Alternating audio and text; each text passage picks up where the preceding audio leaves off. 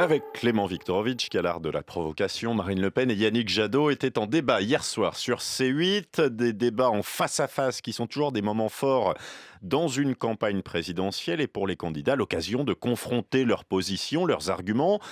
Pourtant, pour vous, Clément, ce type de débat peut aussi avoir des effets pervers.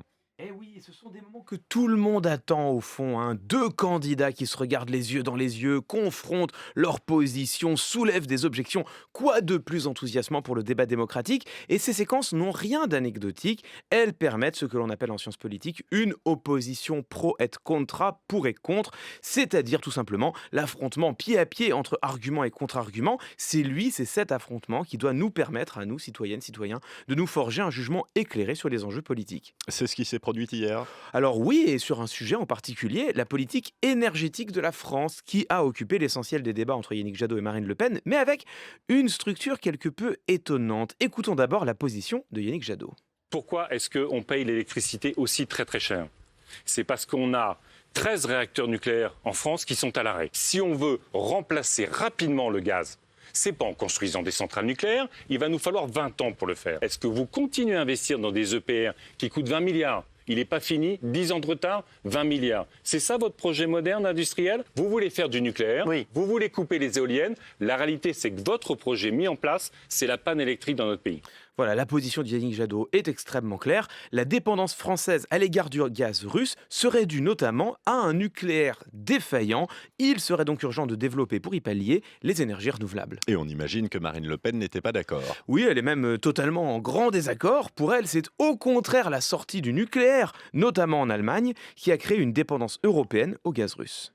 On va pouvoir parler d'ailleurs de qui a créé la dépendance de la France Ah oui, avec la bien sûr. Russie. En défendant la fin du nucléaire, en défendant l'éolien, le je modèle que vous combats tous les proposez crée une dépendance aux Ah bon? centrales à gaz et Pas une du tout. dépendance aux centrales à charbon. Nonobstant la laideur de ce que vous proposez, parce que je crois que vous avez proposé 2500 éoliennes, des éoliennes qui font 200 mètres de haut. La tour Montparnasse, hein, Ouais. partout. La tour Montparnasse.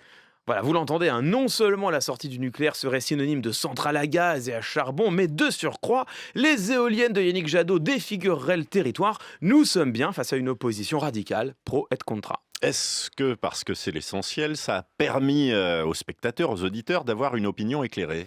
Eh bien justement, je n'en suis pas sûr, et c'est là que les choses deviennent intéressantes. Pour le comprendre, il faut se pencher sur la structure des deux argumentations. Marine Le Pen et Yannick Jadot s'accordent sur un objectif à atteindre, sortir de la dépendance aux énergies fossiles, tant pour préserver l'environnement que pour assurer notre indépendance par rapport à la Russie.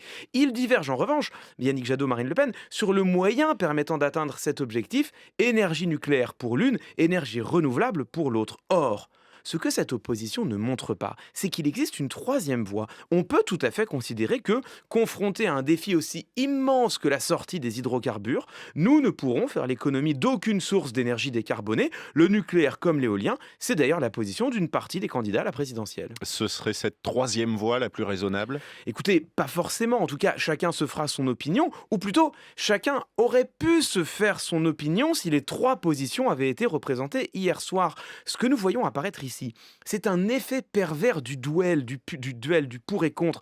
Il présente, ce duel, une structure dichotomique, c'est-à-dire qu'il nous donne l'impression que si l'un a tort, l'autre a raison, et inversement, en renvoyant dans l'ombre toutes les autres options. Alors, tant que notre vie politique s'organisait autour de deux pôles, la droite et la gauche, cela pouvait encore apparaître comme acceptable, mais aujourd'hui, avec un espace politique beaucoup plus fragmenté, ces confrontations binaires font courir un risque à notre débat public, celui d'être orienté, voire même biaisé, par la programmation des émissions politiques. Il me semble que c'est une chose à laquelle nous devrions être attentifs. Entre les lignes, c'était Clément Viktorovitch.